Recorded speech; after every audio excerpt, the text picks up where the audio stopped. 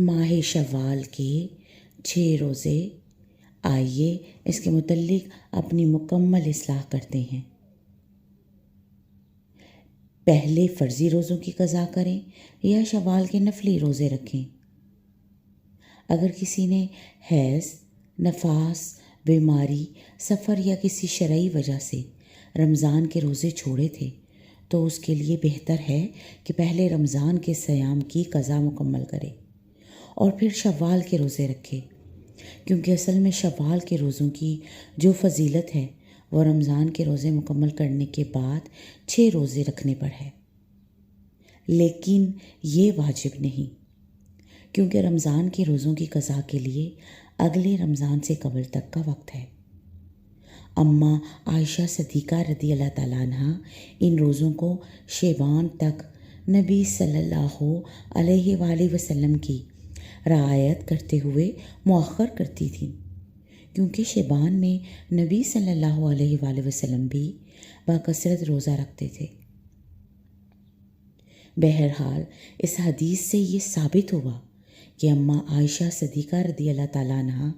اگلا رمضان آنے سے پہلے ان روزوں کی قضا کر لیتی تھی۔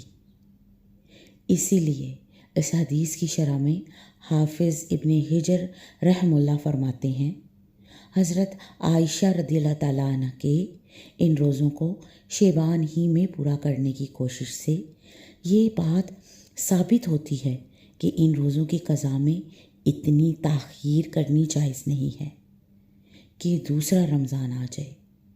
یعنی اگلے رمضان سے پہلے تک مہلت ہوتی ہے، کیونکہ ارشاد باری تعالیٰ ہے، اور جو مریض ہو یا مسافر ہو اسے دوسرے دنوں میں اس کی گنتی پوری کرنی چاہیے، یعنی اس کے ذمہ دوسرے دنوں میں اس گنتی کو پورا کرنا ہے، اور اللہ تعالیٰ نے اس آیت میں اسے تسلسل کے ساتھ قید نہیں کیا۔ اگر قید کر دیا جاتا تو پھر فوری طور پر لازم ہوتا، تو اس سے یہ پتہ چلا کہ اس معاملے میں وسعت ہے۔ اور آئیے اس کے متعلق بھی اپنی اصلاح کرتے ہیں کہ کیا عورت ماہواری کی وجہ سے چھوڑے ہوئے رمضان کی قضا پہلے کرے یا کہ شوال کے 6 روزے رکھنے چاہیے؟ تو جان لیجئے، اگر آپ حدیث میں وارد شدہ اجر و ثواب حاصل کرنا چاہتی ہوں، جو کہ مندرجہ ذیل حدیث میں ہے کہ جس نے رمضان المبارک کے روزے رکھنے کے بعد شوال کے 6 روزے رکھے وہ پورے سال کے روزوں کی طرح ہی ہے۔